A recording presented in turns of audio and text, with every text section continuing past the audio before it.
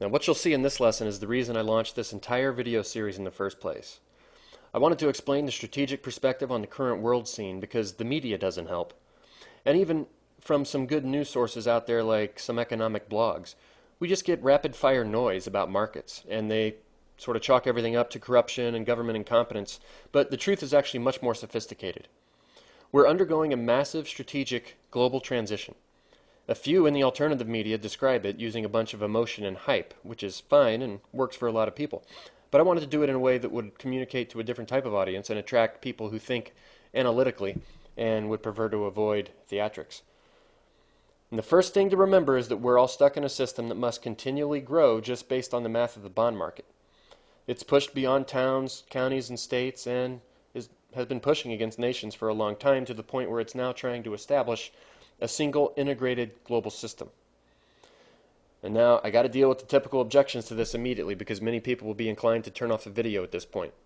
They may call this ridiculous because they've heard versions of this New World Order presented with a bunch of theatrical hype, so of course they don't believe it.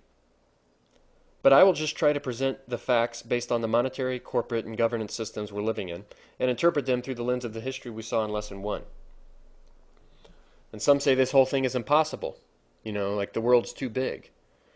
Well, it's pretty much already happened on the economic dimension, so they're either not paying attention or they aren't thinking at the right level in terms of scale, which you hopefully remember from Lesson 4.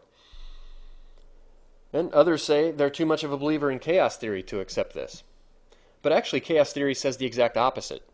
It suggests that what we may perceive as random chaos is actually a very intricate, even predictable pattern of ripple effects stemming from a central cause or tweak to the system.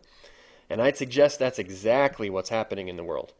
The corporate media portrays nothing but the random chaos on the nightly news. But in point of fact, we are hearing the intricately patterned ripple effects of a system dominated by a few who use leverage to make powerful changes. And I'll try to illustrate the intricate pattern in this lesson. Finally, others say this is conspiracy theory.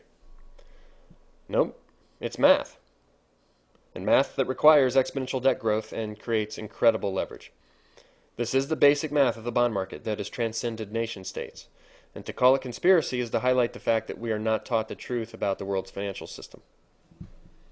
The leverage created by that system has been used to standardize governments, collapse economies, establish dollar hegemony, secure ownership rights over natural resources, and basically increase the pyramid of the Anglo banking and corporate system.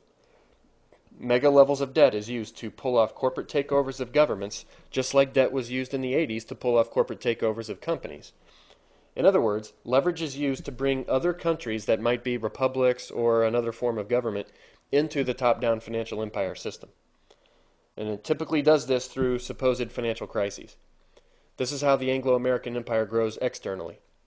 It's grown a lot internally by increasing the scale and velocity of the system, but it grows externally by economically conquering countries, which is way more effective than using the military. We've seen this in a multitude of countries in the past.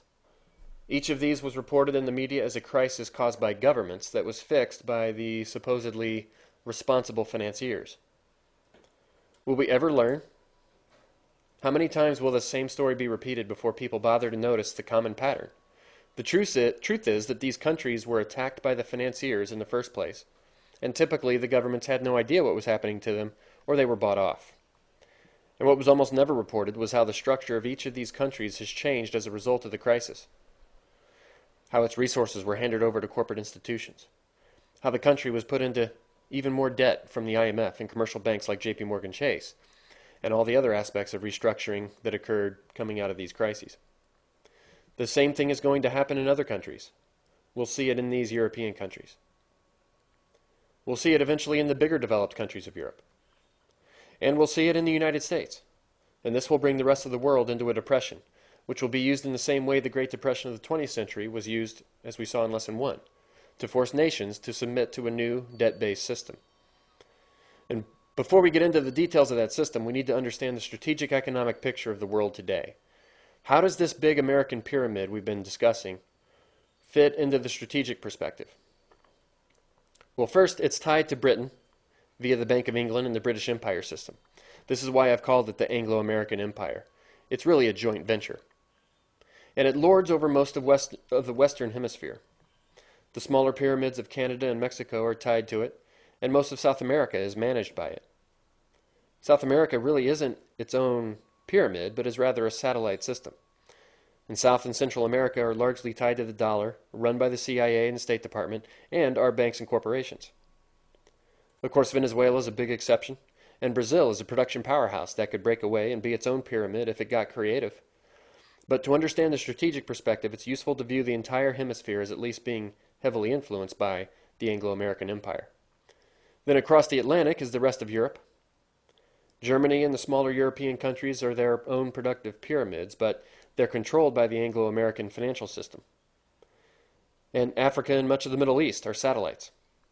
The British Empire has maintained control by fueling chaos in Africa for centuries, and they have powerful influence over the Middle East, since the Arabian royal system is an extension of the British royal system. And where the royal system doesn't have control, that's where you see the American military moving in.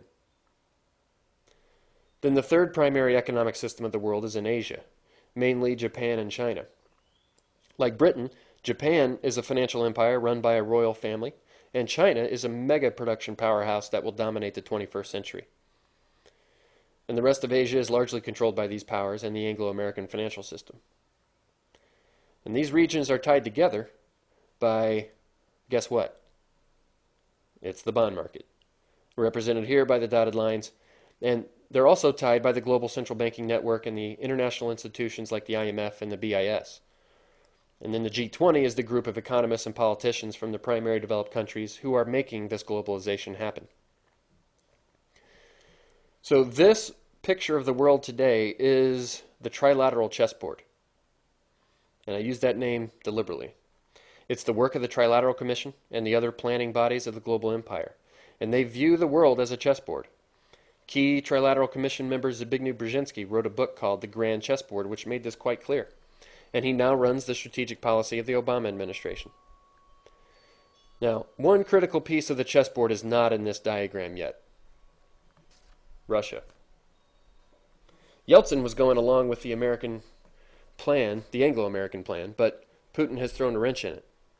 He's a nationalist that would rather not be conquered by the central banks, commercial banks like JP Morgan Chase, and industrial oligarchs, many of whom he put in prison. But it's not clear if he's being used by higher powers as a key attack piece on the chessboard, or if he's truly independent. The global strategists rely on dialectical conflict to shape the world, so Russia could very well be a useful dialectical chess piece. I tend to doubt it because the CIA is very worried about Putin, but we'll see in the near future. And Russia has power with other anti-corporate states like Iran and Venezuela. So this is the key wild card. Will this power bloc be able to leverage relationships with, say, China to checkmate the Anglo-American system? Well, I expect the global financiers will try to collapse nations to control the outcome here by using the same tactic we saw in Lesson 1 to create the American financial empire. A major global depression is on the way, as I mentioned a couple slides back, as the U.S. goes into a financial crisis. This will cripple the nations like the Great Depression crippled the states. And along with depressions come global wars. So we will see World War III launched by the Anglo-American Empire against Iran and the powers that come to its aid. The world's population and most nations will be demoralized and fairly powerless to solve the problem, which will allow for a new potential pyramid to be created, just like we saw in Lesson 1. A new global currency, which will be debt-based, of course, will be introduced in order to crank up a new global debt machine. And before that machine can launch, a new global tax engine needs to be created. We've seen glimpses of that in the press, that proposed banking tax, internet tax, carbon tax, and transaction tax, all sorts of taxes which would be used to fuel a new global government. But it's not really been created yet. And my guess is that it won't be accepted by much of the world until they experience some of this pain from Depression 2.0 and World War III. But once it's established, the machine will be ready to crank up the 21st century with a new elite banking layer, which will, by the way, be largely centered in Asia. The largest banks are now in China. Asian financial institutions have a massive amount of the world's assets at this point, while the Western nations and institutions have an equally massive amount of debt. The G2 relationship plays a critical role here. It's the bankers' way of tying the U.S. and China together, so they will have control over both governments. And that's certainly worked with the U.S. government. It's pretty much run by the bankers exclusively. But we'll see if China continues to play their game. Regardless, it's no accident that China seems to be the country most typically associated in the press with a new world economic order.